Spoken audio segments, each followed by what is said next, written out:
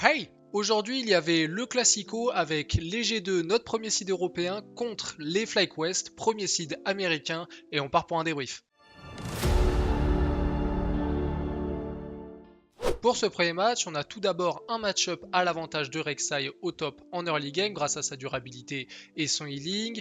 On a également une priorité de Talia en mid qui est un pick qui s'active beaucoup plus rapidement que Victor qui honnêtement selon moi est un pick décevant surtout quand on le met dans les mains de Caps, c'est dommage. Qui d'autant plus est en forme dans ces Worlds. Et de l'autre côté, on a une botlane avec une forte priorité pour les G2 qui veulent pressuriser Massu sur son Corki. Et en jungler, Inspired, rappelons-le, le meilleur joueur d'Occident actuel, peut jouer son champion le plus joué sur le split et le plus méta dans ses Worlds. Du côté de G2, on laisse donc les clés du match à Inspired et on répond à cela avec un counter historique, Maokai, qui aime affronter des champions comme Wukong qui ne viennent pas l'agresser en early game, ce qui lui laisse potentiellement le temps de farm tranquillement et de s'activer pour pouvoir prendre des fights en front to back assez simples avec Maokai. Sauf que dans ces Worlds, Maokai n'est pas considéré comme une réponse à Wukong, on l'a pu le voir dans les autres matchs. Maokai est trop faible, Wukong est par contre le meilleur jungler, et du coup le match-up n'est plus comme on a pu le connaître. Donc ça va permettre au Wukong d'AFK farm de s'envoler en gold et en XP, et en teamfight, le clone de Wukong et le R de Alistar annulent pas mal les ronces de Maokai, donc voilà, pas fan du choix opéré par les G2 dans cette draft. En game, on a le droit à un early game assez lent et malgré un solo kill de Caps trouvé sur quad avec son Victor, il va ensuite nous proposer une performance assez miteuse. Il va se perdre plusieurs fois, mais bon, ça donne en même temps Victor moisi dans les mains de Caps, c'est dommage. Puis les match-ups vont suivre leur cours, Wukong va s'envoler en gold, la Caitlyn aussi, et donc ça va être une opposition de style. Mais avec un Maokai, un front-to-back bien structuré permettrait potentiellement au G2 de prendre le meilleur. Laisser les Fly développer leur jeu, libérer de l'espace, et bah pour reprendre la position avec Caitlyn et Victor, c'est pas facile. Donc Fly vont les enfoncer dans ce premier fight autour du Drake, où c'est trop facile pour Inspire de trouver cet engage. De plus, il est déjà overfed dans la game, il fait trop de dégâts, et malgré une bonne tentative de destin tempéré pour ce Bard, c'est trop difficile pour les G2 qui vont perdre ce premier regroupement. Cavs vont ensuite se faire catch à la 35e, ce qui va donner le baron aux FlyQuest, qui vont ensuite simplement, très honnêtement, prendre la game. Il n'y avait pas grand chose à dire sur cette game 1, les G2 se sont laissés bouffer par les FlyQuest qui n'avaient qu'à récupérer les miettes laissées par G2.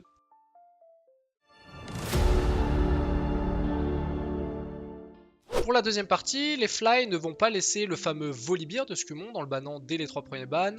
On a un counter match-up au top à l'avantage de Bibi, et en plus on reviendra sur le Rumble de Bwipo qui n'est pas réputé pour son Rumble et qui a été spécial dans le match-up.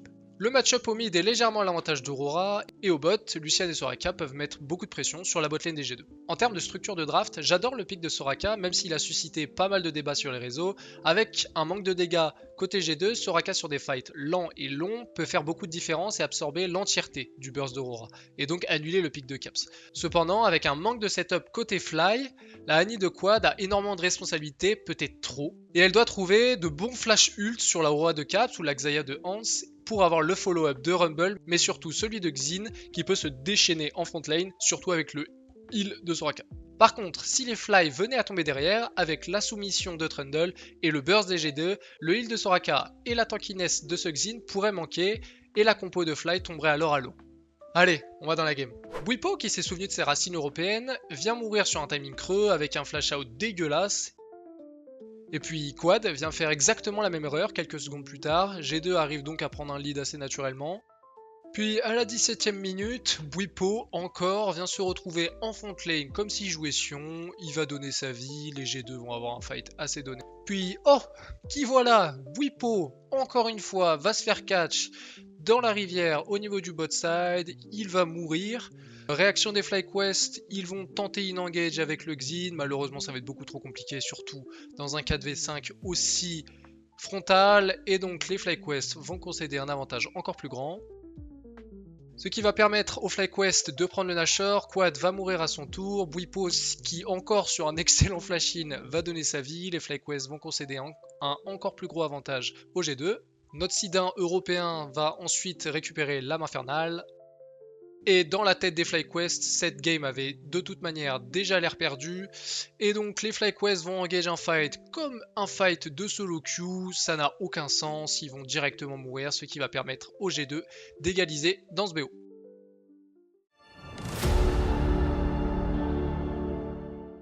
Dans cette troisième et dernière game, quoi qu'il arrive, la draft est super intéressante. C'est la meilleure des trois, je trouve. En mid lane, on vient trade cette Orianna pour ce Azir avec Caps qui était à l'aise de jouer le match-up dans un sens comme dans l'autre, car il a laissé l'initiative à Quad de pick l'un ou l'autre en first pick. Et donc Quad décidera de prendre Azir. Et le point important ici, c'est qu'on vient prendre ce Varus en première rota avec la Orianna pour les G2. Et à partir de là, le piège pour les G2, il est tendu. Il n'attendait que les fly tombent dedans. Ici, pour les fly, l'angle de Mundo est très risqué. On sait que Skumond le joue très bien, et le dernier ADC viable contre Mundo ici, c'est Sivir. Il faudrait donc le lock d'ores et déjà. Mais ici, ils vont préférer lock un duo de champions que l'on ne voit absolument plus depuis un moment, c'est Sejuani et Renekton, c'est donc assez surprenant de le lock maintenant. Même si au top, ça peut être un match-up assez compliqué pour le Jax, notamment avec ce mind game autour du E de Jack et le stun de Renekton, bref. Du côté de G2, on va donc sortir le fameux Mundo de Skumond et ensuite ban Sivir. Les FlyQuest sont dans les filets de G2, ils n'ont plus aucune réponse au Mundo au poste d'ADC. Et au bot, contre Jax Mundo, Massu va lock donc un Jhin qui n'a plus beaucoup d'options viables, mais bon, dans ce contexte, le pick est atroce, ça manque de dégâts, c'est trop vulnérable, bref, c'est horrible. On se retrouve donc avec un Mundo qui, si G2 arrive à ne pas prendre l'eau avant les 25 premières, sera totalement intuable et on va voir si les G2 ont donc réussi à passer cette early game. Broken Blade va avoir un début de game compliqué, ce qui est vraiment chiant pour le scaling de G2 qui ont besoin de ce Jax. Ils ont besoin que ce Jax soit bien dans sa game et suite à cela, il va se prendre rapidement 30 CS. Le deuxième Drake est validé pour les G2 et ça c'est magnifique pour le scaling de Mundo mais aussi celui de Jax, c'est vraiment un bon signe qu'il le sécurise. Surtout que Fly avait tué le premier Drake très tôt et ça faisait sûrement partie de leur plan de jeu d'essayer de tuer les Drake le plus tôt possible pour essayer d'aller chercher une âme rapidement dans la partie. Cependant, les Fly sentent que le scaling est pour les G2 et vont forcer un fight en 4v5 car le Jax qui a sa TP 2 up a réussi à prendre son reset alors que la Orianna est bloquée au bot sans TP, le fight est à l'avantage des G2. Mais les G2 sont bien et bien européens et on n'est pas disciplinés, on n'est pas comme les Coréens et donc on va prendre un fight complètement débile qui va permettre aux Fly de revenir un petit peu dans la partie. Sur un très bon mouvement de carte, les G2 arrivent à sécuriser la Takan assez facilement. Et en plus, suite à cela, ça y est, le Mundo est activé. On va réussir à prendre un fight assez bon. Quad va se suicider sur une engage beaucoup trop tôt pour que les Fly puissent la suivre. Les Fly vont pratiquement tous mourir. Les G2 s'envolent en gold. On peut dire que la game est pratiquement déjà terminée. Et non! Parce que les G2, c'est une team européenne. Encore une fois n'est pas coutume, les G2 vont prendre un fight absolument hasardeux pour essayer de contest un gromp, on en a rien à foutre. Mais c'est pas grave, les G2 vont tous s'empaler là-dedans. Inspired qui est très inspiré et qui sait que Hansama n'a pas de flash va trouver l'engage dessus. Flash-in du Renekton de Bwipo, les G2 repassent dans une situation compliquée. Cette fois-ci, ça va être au tour de Skumond de faire un énorme int. Il a son W de up, son R de up, son flash de up, mais non, il vient mourir, ce qui va donner un excellent fight au FlyQuest. Les G2 sont déboussolés, ça relance encore une fois les parties qui étaient pourtant déjà gagnées. Suite à cela, Baron Nashor sécurisé par les Fly. Mais n'oublions pas que le GOAT européen, c'est bel et bien Caps.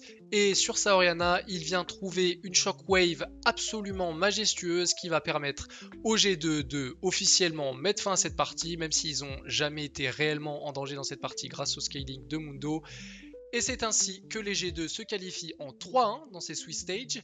Et c'est la première fois qu'une équipe européenne arrive à atteindre les quarts de finale dans les Worlds depuis 2022, depuis Rogue 2022. Ça fait donc 3 ans et ça fait super plaisir. Pour les FlyQuest, c'est loin d'être fini. On va les retrouver donc en 2-2 et on va voir s'ils vont réussir à affronter une équipe en 2-2 et réussir à accéder tout de même à ces phases de quarts de finale. C'était Kurt, ciao!